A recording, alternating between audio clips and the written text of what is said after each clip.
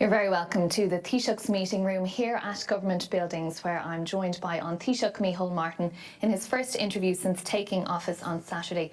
Taoiseach, thanks indeed for joining us this evening, and congratulations to you first of all. You were 31 years in the Dáil. This day was a long time coming in many ways. There are challenges ahead of you. How are you going to marshal the three disparate groups that make up the government? Well, I think so far, the process of negotiations was a very positive one, long and detailed, but relationships were built up and trust will be key. And as Taoiseach, I will work very hard to maintain that harmony and that common purpose, unity of purpose amongst the three parties and all of the ministers. And I think there was a very good sense at our first cabinet meeting that we really had to work together, putting the country before party self-interest. To illustrate that, this morning, for example, I met with Minister of Foreign Affairs and Defence, Simon Coveney, to jointly discuss Brexit, or approach to Brexit, and indeed to Northern Ireland. And that's the model. You saw Pascal Donoghue and Michael McGrath today announcing the Exchequer return figures. And that's how it has to work, and there has to be genuine trust. And we have no time to waste. Ministers are already in their departments working hard on the programme for government. And that's the way it has to be. Nevertheless, Leo Varadkar has said that you didn't coordinate on the cabinet appointments, and that led to a lot of criticism in your very first days. So what does that say about the working relationship in reality? You will always get criticism on the first day. It's very tough. Former Taoiseach will tell you one of the toughest days they have is appointing a cabinet, or indeed appointing ministers of state. And I understand that, because it is extremely difficult for many individuals who were not selected. And I understand that. I can understand people who. But should you have coordinated more, though, between the parties? Well, it was difficult. We coordinated on the portfolios, or we worked on portfolios in terms of the allocation of those.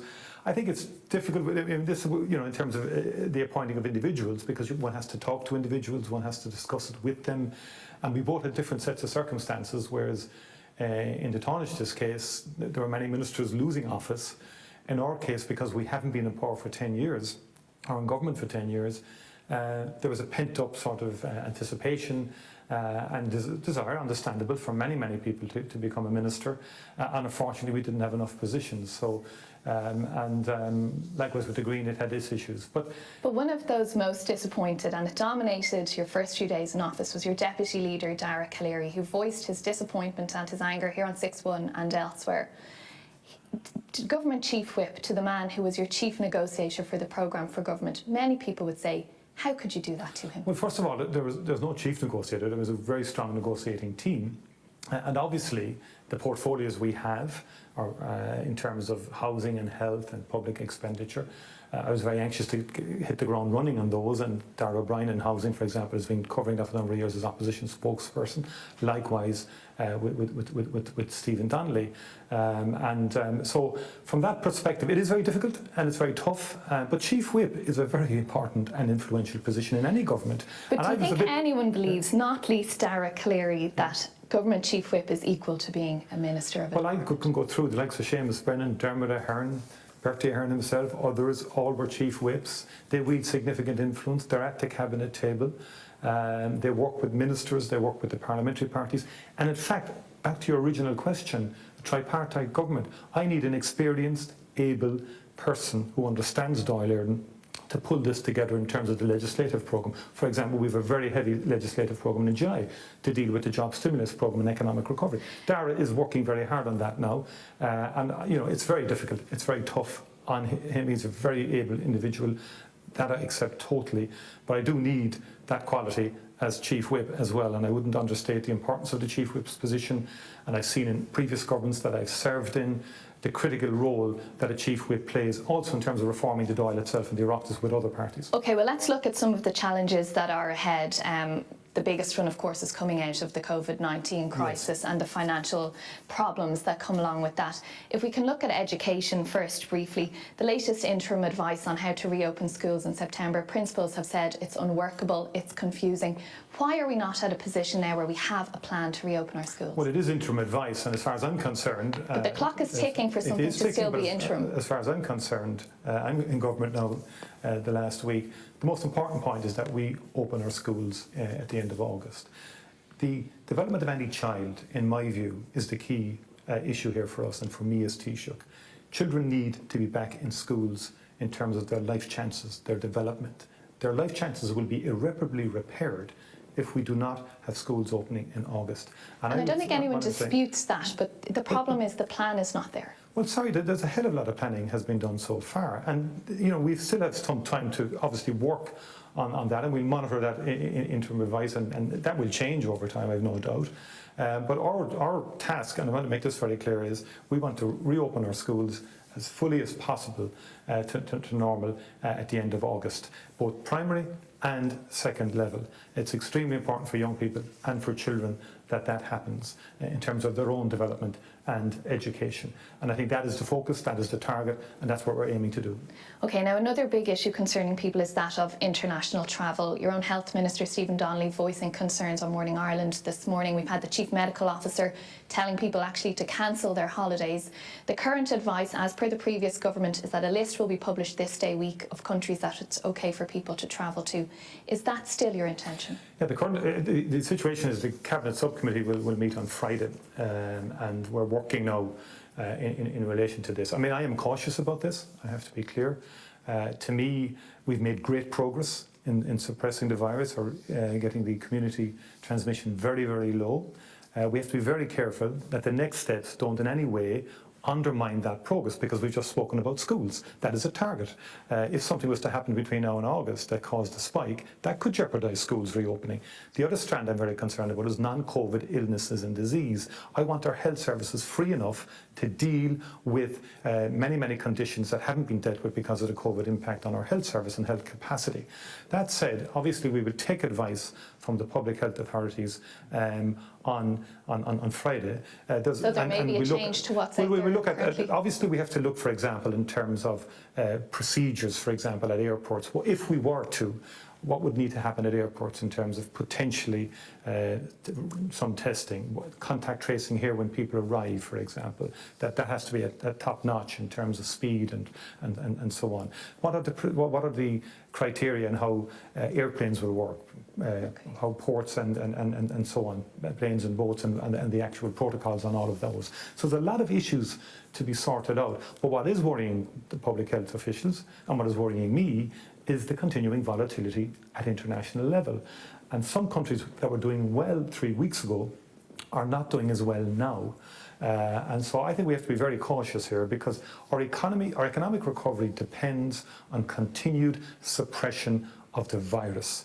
And that's why we have to be extremely careful. We don't want to undermine an emerging economy coming out of what has been a very difficult number of months for many sectors of our economy. And on that point, the economy, already the Exchequer returns figures out today showing a deficit of 5.3 billion for the first 6 months of the year. You've already said we're going to have to borrow our way out of this to get the country back working.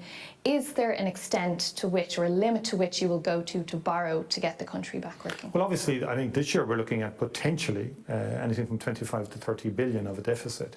It's necessary, and just had a call with the Chancellor Angela Merkel. Very clear that Europe has to respond in a similar robust manner in terms of protecting livelihoods, in terms of protecting companies and businesses. So in July, there will be further government initiative in relation to getting people back to work.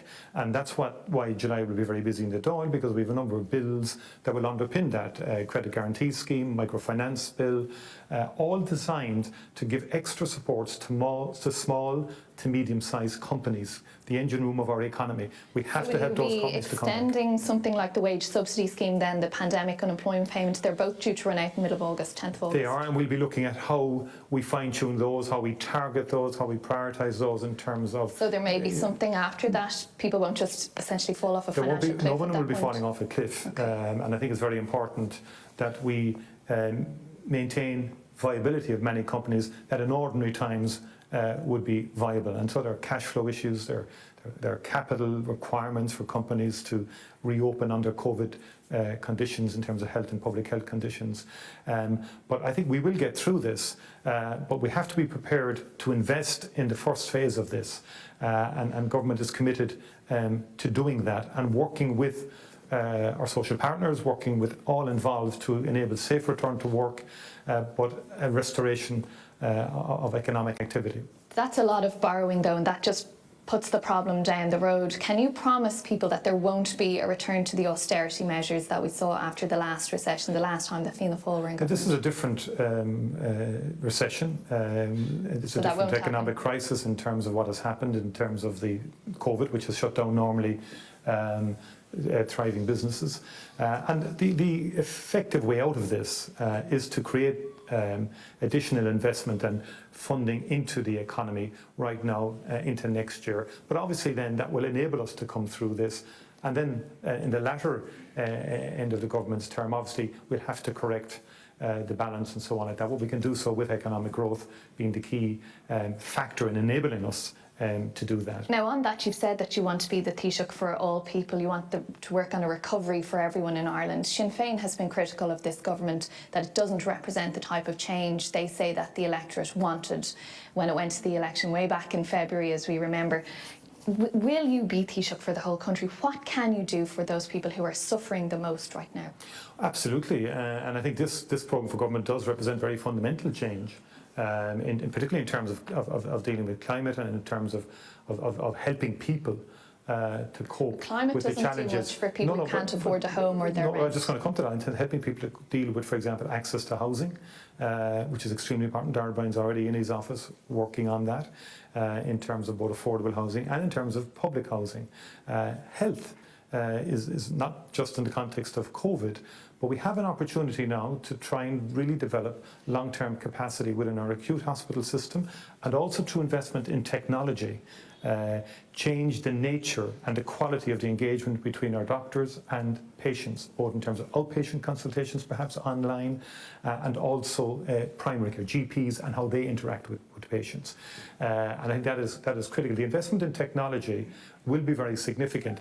That dovetails with the European Union's Next Generation Recovery Fund, which is also about a Green New Deal, which will create jobs, by the way, in terms of retrofitting and so on, but also in terms of digitalisation and investment in technology, which will create its own potential employment, and broadband, obviously, and the expansion of that into rural Ireland is a key enabler. A lot of that is, needs cooperation across the whole island as well. And you're going next week, I believe, to meet the First Minister and Deputy First Minister in Northern Ireland.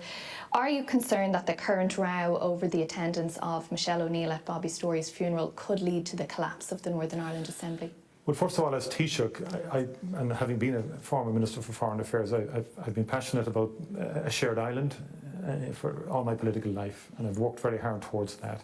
And as Taoiseach, I want to give a particular priority to that issue, and that's why there'll be a new unit being developed in this department to scope out and work with all on the island. But are you concerned that the Assembly may not be there with what we're seeing happening just coming today? to that, we've witnessed for far too long no Assembly and no Executive for a number of years. That cannot be contemplated on this occasion. Under the recent agreement, it seems to me that provision exists for a leaders' forum to be convened. I understand consideration may be given to that, to enable the party leaders to come together to resolve this. I understand there are issues to be addressed. I get that. But as Taoiseach, I have to say that it was interesting that COVID-19 facilitated a coming together, if you like, and gave a synergy and a dynamism to the executive that we hadn't quite seen before it. It would be a pity if COVID was to lead to a rupture. And I think it's very, very important that we look at the big picture, keep the Assembly intact, keep the executive intact, of course, and work for the betterment of all the people on this island. OK, and I'm sure you'll be discussing that next week. We'll have to leave it there for this evening. Taoiseach Micheál Martin, thanks indeed for joining us. Gur míle maith agus all more. That's it from here for the moment. It's back over to you, Vivian. There's been a significant increase